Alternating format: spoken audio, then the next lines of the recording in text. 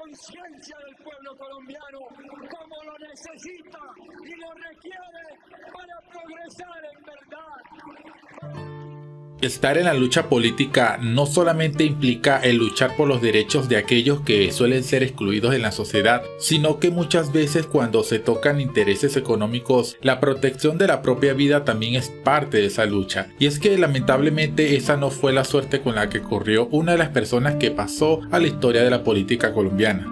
Hola a todos, sean bienvenidos a este video y el día de hoy les estaré hablando sobre la vida y las últimas horas de Luis Carlos Galán. ¿Qué es lo más importante que he aprendido en la vida en estos 46 años? A tener paciencia, a esperar, aprender a esperar y comprender que las cosas no se producen de la noche a la mañana. Luis Carlos Galán Sarmiento nació en Bucaramanga, Santander, el 29 de septiembre de 1943 y fue un abogado, economista y político colombiano. Estuvo como candidato a la presidencia 3 veces, pero lamentablemente nunca pudo concretar su deseo de alcanzar el poder ejecutivo. Galán fue el tercer hijo de Cecilia y de Mario Galán Gómez, el cual creció en un ambiente familiarizado con la política y la lucha social, ya que su padre fue un destacado dirigente liberal de Santander, que fue perseguido luego del asesinato de Jorge Eliezer Gaitán en 1948, por lo que decidió trasladar a su numerosa familia a Bogotá, donde llegó a ser controlador general de la República. Desde joven, Luis Galán fue un destacado estudiante que participó en marchas estudiantiles de protesta contra el régimen dictatorial del teniente general Gustavo Rojas Pinilla, lo que le acarreó una detención policial que lo condujo a una noche de prisión. Más tarde, sería a través del periodismo que se dio a conocer entre la clase dirigente del país, siendo el heredero político e intelectual del expresidente liberal Carlos Lleras Restrepo. Después fue ministro de Educación por designación de Misael Pastrana hasta el año 1972. Que hemos nacido en un país con problemas, con obstáculos, atrasado, con limitaciones, también con grandes posibilidades. Y me apasiona la opción de trabajar porque esas posibilidades se desarrollen. Su carrera política comenzó en 1976 como concejal del municipio Oiba, Santander. Luego, para el año 1978, obtuvo un escaño para el Senado en representación de Santander. Pero tras la retirada de la política de Lleras Restrepo, Galán, como nuevo líder que estaba emergiendo, fundó el movimiento Nuevo Liberalismo como una disidencia interna dentro del Partido Liberal.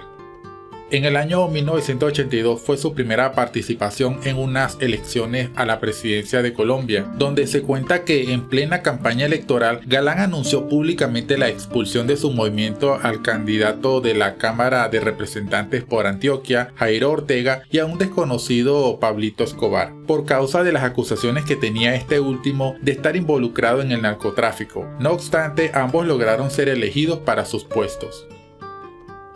La derrota en la anterior campaña le permitió ingresar en el Congreso de la República como senador, al igual que Rodrigo Lara Bonilla, quien fue en 1983 nombrado como ministro de Justicia por el presidente Betancur y posteriormente perdió la vida al año siguiente, tras haber denunciado los nexos del congresista Escobar con el narcotráfico. Después de trabajar como senador, Galán lanzó su segunda candidatura presidencial para el año 1986, pero terminaría retirándose para unirse en apoyo a la candidatura de Virgilio Barco, favoreciendo así la unión del liberalismo a nivel nacional. Esta estrategia fue fructífera ya que resultó en una victoria aplastante para el candidato de Galán.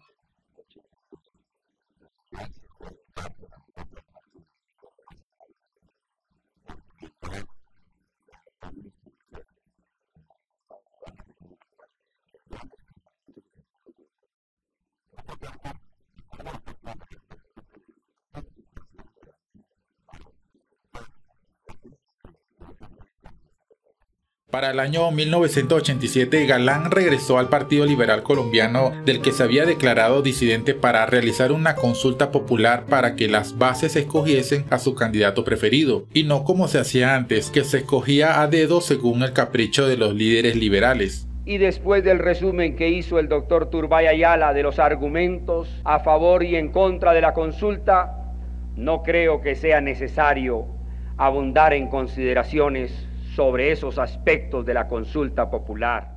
Tras recibir varias amenazas, un día después de la convención liberal que estableció el aplicar el mecanismo de consulta popular para elegir al candidato presidencial por el Partido Liberal, Galán salió ileso de un atentado que no llegó a consumarse en Medellín el 4 de agosto de 1989, cuando se disponía a dar una conferencia en la universidad de esa ciudad. El atentado consistió en disparar con un lanzamisiles, lo que no ocurrió gracias a que la denuncia de una ciudadana que reportó a 3 hombres sospechosos dentro del vehículo frustró aquel atentado. Más tarde a Galán le quitaron la vida el 18 de agosto de 1989, poco antes de comenzar su discurso en un evento público electoral en la plaza principal del municipio Soacha, en Cundinamarca. El precandidato llegó al municipio a las 8:30 p.m. y luego se dispuso a subir a la tarima donde daría su discurso. Luego, a los 15 minutos se subió y saludó con las manos arriba al público que lo ovacionaba, de donde recibió 5 disparos con una ametralladora, de los cuales 3 resultaron fatales.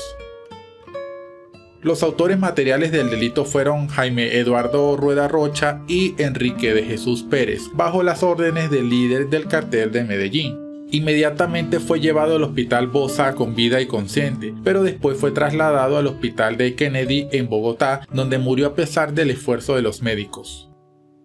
En este magnicidio, como fue calificado, también murió el concejal de Soacha, Julio César Peñalosa Sánchez, quien se encontraba al lado derecho de Galán en el momento del atentado y quien fue impactado por un disparo en la cabeza.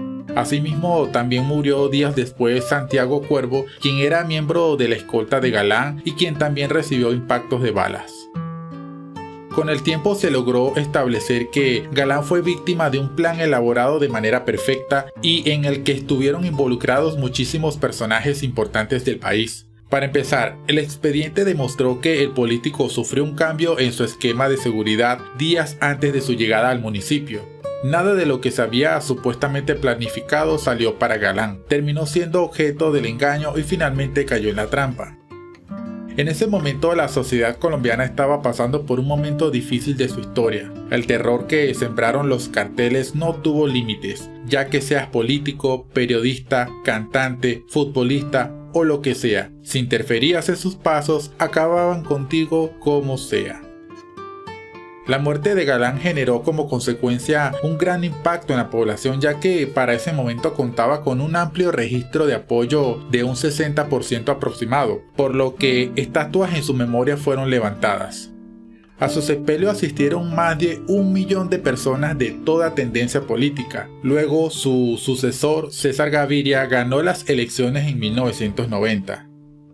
Y bien, esta es la triste y lamentable historia de un político amante de su país que pudo haber ayudado a Colombia a dar un paso adelante en cuanto a su desarrollo. Tristemente, a veces los enemigos se encuentran en la propia casa. Esperemos que este tipo de cosas no se repitan nunca más. Si te gustó el video, déjanos un like y tu opinión en los comentarios.